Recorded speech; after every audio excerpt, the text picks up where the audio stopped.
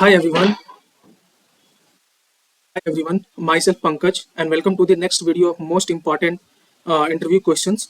So in this video we are going to solve another tree problem, and the problem statement is binary tree label order traversal.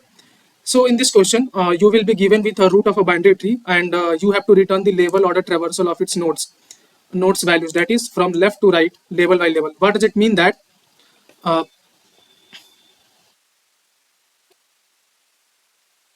let's say this is your root node, right? So you can see that this is one label, and the second label is this, and the third label is this. So you have to traverse your node like this. What you will do, you will first print 3 in a vector, then inside another vector you will store these two nodes, and inside another vector you will store these two nodes, right? If there were another nodes like this, you would also had stored that node inside this vector, right? So this is called label order traversal, right? So this is first label, second label, third label. You can see here in the example solution. Let's say this is the root node link. So this is the tree that you have given with, right? So you can see here in the first label, 3 is there, right? So they have printed 3 inside a single vector. In the second label, 9 and 20 are there. So they have printed 9 and 20 inside another vector. And again, 15 and 17 in the similar way, right? So to understand this question, let's come to here. So let's say this is the tree that you are provided with, and you have to find the label order traversal for it, right? So what I said, that what you will do, you will first print this label, then this label, then this label, right? So how you can approach this problem solution? So you can see that when you will complete the traversal of each label, you are moving to the next level, right? So there comes a data structure in our mind that we can use actually queues as our data structure. How? Let me show you. Let's say you created a queue here. Okay, let me create a queue here. Let's say this is a queue, right? So this is a queue. It has open ends, right? So let's say this is a queue, right? At the beginning, let's say you put out the root node here, right? So let's say you put out 1 here. Now what you will do, you will traverse your queue until this size, and start storing these values of these nodes inside different vectors. Uh, let's say uh, let's say inside first vector, what you stored, you stored 1 here, right? Let's say you stored 1 here. Now you completed this traversal. So what you will do, you will at the time of the access of this node, what you will do, you will pop this out, right? So let me erase this.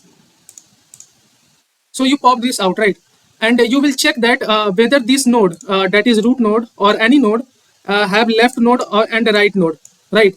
So you can see here, this root node, that is 1, has left as 3 and 5, 5 as right, right? So what you will do, after popping this out, what you will do, you will push this 3 here, first left node.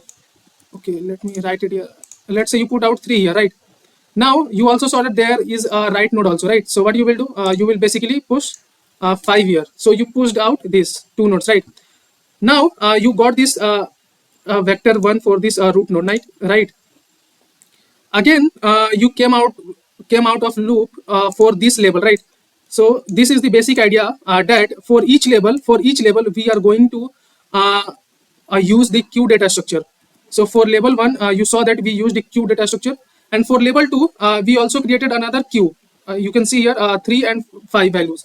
So you will find that if this queue is not empty, then again you will find the size of this queue, and until this size you will run your while loop and try to access these values.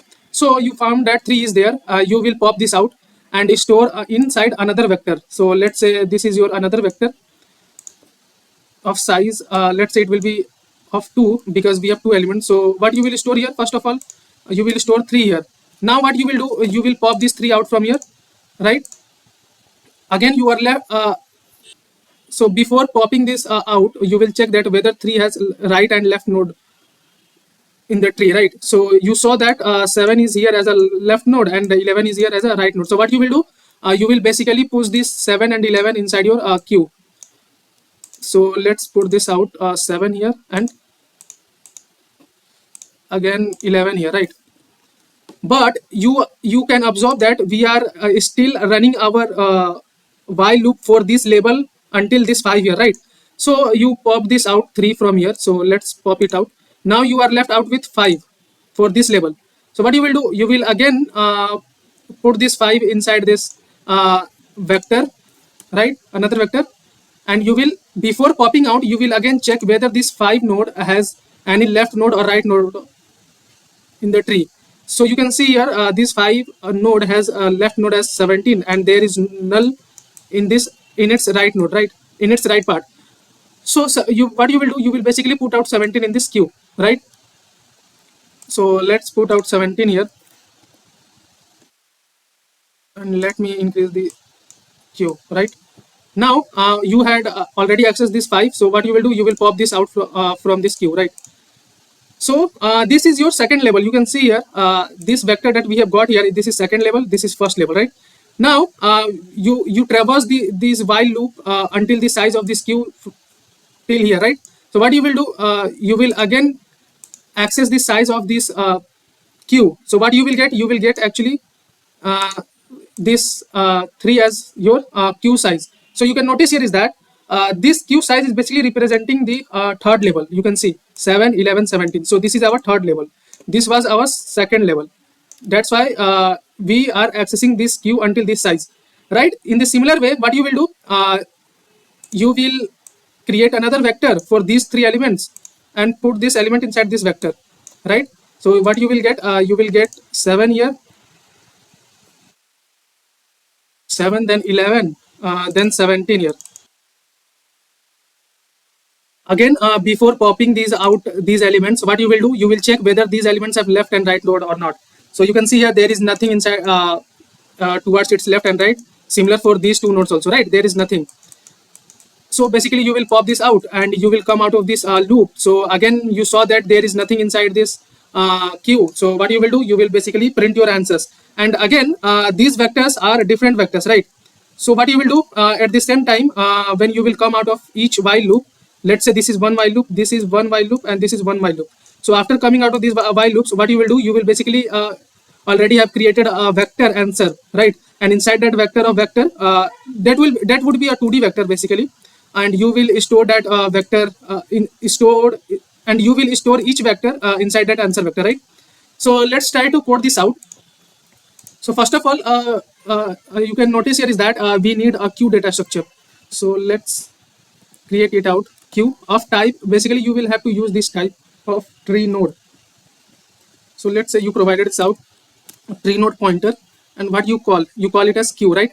Now initially what you will do, first of all, let's say you give a base case here, right? So basically if your root is null, so basically if your root is null, what you will do, you will return let's say you create an answer vector, vector, let's say int, let's say call it an answer vector, right?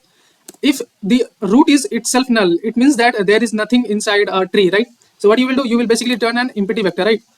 After that, what you will do, you will create a queue, and initially what you will do, you will basically push your root inside that queue, right? Now what you will do, you will basically run your while loop until when your queue is not empty, right? Now what I had said you that first, when you will start your label while loop, let's say this is your first label, and you will start a single while loop for this label. So what you will do, first of all, you will find the size of this label from your queue, right? So initially it was 1. So what was the size of this queue? It was basically 1. So first of all, you will access the size of queue. So let's say you can understand in this manner also. First of all, we pushed our root, right? So root is basically a single level, that is top level. So when it will be inside our queue, so basically the size of the queue right now is 1. So you will run your while loop for 1 only, right? So let's say you call it as size is equal to queue dot size. Now you will create a temporary vector for storing your values. Let's call it as temp, right? Now what you will do, you will run your while loop while size minus minus, while your size is greater than 0, right? So what you will do, you will basically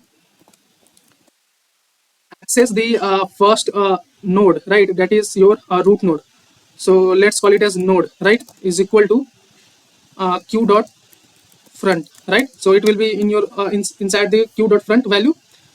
And after accessing this value, what you will do, you will basically pop this out, right? Let's say you call it as q dot pop, right? Now what you will do, you will basically push this value inside your what temporary vector. So what you will do, you will basically push its value, temp dot push back, right? What node dot value, right? Now what you did here is that you basically pop this one out and put this value inside this vector, and you will again check that whether this node has right and left vector, right and left node. So if that exists, so what you will do, you will basically push them inside your queue. So you will give the condition here, if node left, if there is node left, then what you will do, you will basically push this out, q dot push inside your queue, right? So node left. Also you will check for node right, if there exist nodes right. So what you will do, you will basically push that out inside your queue in this manner, right? Now you came out of this while loop, right? So after coming out of this loop, what you will do, you will basically have the label values stored in this temporary vector, right? So what you will do, you will basically push that temporary vector inside your answer vector. So what you will do, push back temp, right? At the end, what you will do, you will basically return your answer vector. So this is the code, and let's try to run this out. So you can see here our public test cases are passing. So let's try to submit this out.